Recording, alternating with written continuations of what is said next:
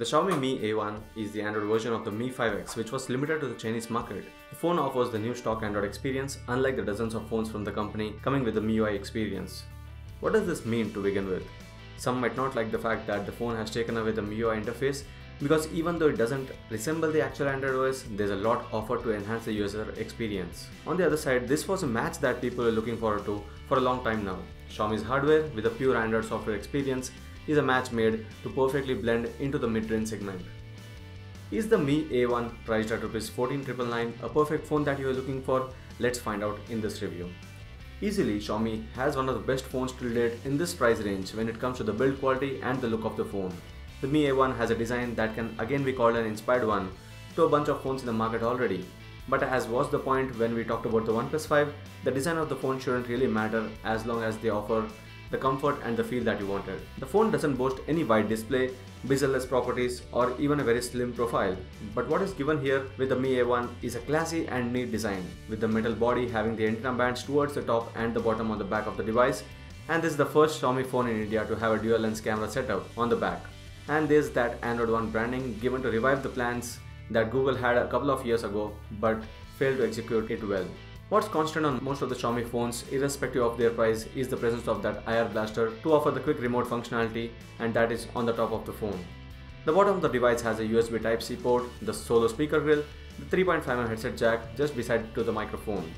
The front of the device houses a 5.5-inch Full HD display, and above that is a set of sensors and the camera just beside to the earpiece grill. And the navigation buttons below the display are backlit, but they are not interchangeable.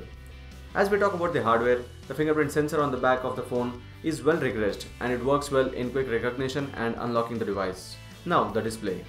Xiaomi's flagship smartphones with a sunlight display have been getting all the accolades, but the mid-range phones have rarely got the same because of the fierce competition where some other phones have a better display. Here the Xiaomi Mi A1 has a Full HD display with a Gorilla Glass 3 protection. The display quality is actually good with a good color output and the content being readable in most of the conditions. The protection on the top can help only in keeping the scratches away, and there's a 2.5D curve on the sides giving it a good look to continue with the curves on the back of the device. Android One is something new, not just for Xiaomi but also for many users who haven't ever heard of it. The campaign had begun with a bunch of budget phones and it never really picked up, and the whole purpose of the offering of smooth experience and timely updates got lost due to the poor response and choice of brands to partner with.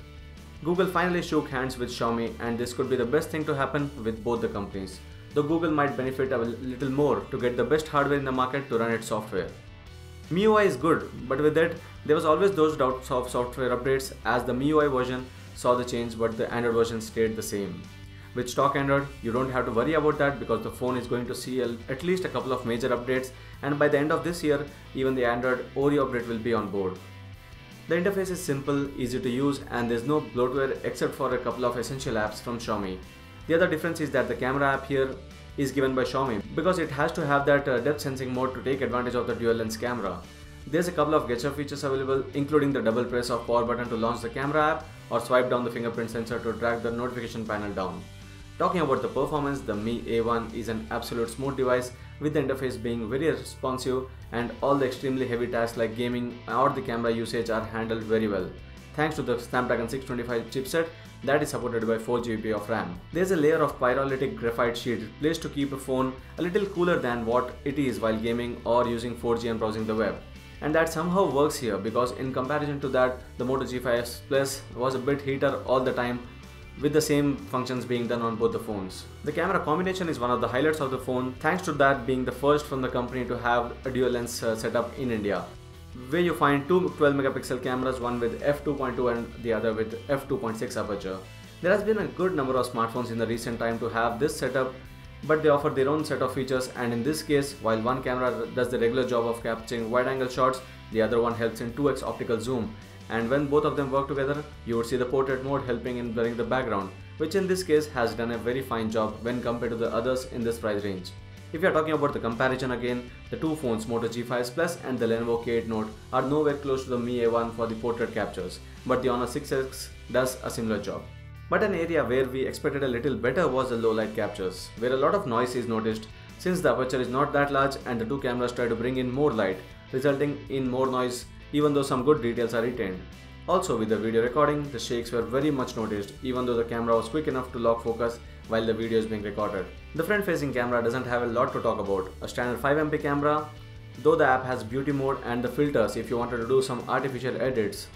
And although 8080p videos can be captured with the phone with the front camera, they too seem to be too shaky unless you mount that phone on a tripod to take a video. A 3080 mAh battery might seem quite less these days when compared to the company's own Redmi 4 and Redmi Note 4 smartphones, but Xiaomi has managed to keep things well with it, as the phone could last well a day with ease and have an average of over 4 hours of screen on time regularly. And this was while I used the Mi A1 as a primary phone with about 60 to 80 apps installed and several of them running in the background. And most of the time it was again two SIM cards present in the device, one the Airtel and the other was the Jio SIM. The battery life is not bad at all, but at the same time it is only 5V2A charger that is given in the box, and we were told that it's the fastest charging that is supported here. So it's about 120 minutes that is taken to charge the device fully, and we are talking about only a 3080 mAh battery and not a 4000 mAh battery. The Xiaomi Mi A1 is a dual SIM smartphone, and the second SIM slot can either have a SIM or a microSD card, and there is a proper support to VoLTE. The speaker in the bottom is loud enough and there is no distortion noticed on the different genre of music that we played. The earpiece quality is good and the call quality can be rated excellent. The signal strength is not the best because in comparison to this, the Mi Max 2 having the SIM of the same network just beside to it could pull in a better network. Overall, the Xiaomi Mi A1 is a great phone. To simply put, this amalgamation of software from Google and the hardware from Xiaomi is the best one to have happened this year, and the phone can easily be the table topper for all the ratings, the sales and for the experience offered to the users. Liking the stock Android or MIUI is all dependent on the user, and if you are someone who still wanted to see that flashy and feature-filled MIUI and don't care about the updates, there is Mi 5X for you, but that isn't available in the Indian market. And in contention, there are Lenovo K8 Note, the Moto G5 Plus and the Nokia 6, all of them with the stock Android. So you know what we are heading towards. The stock Android is the big deal.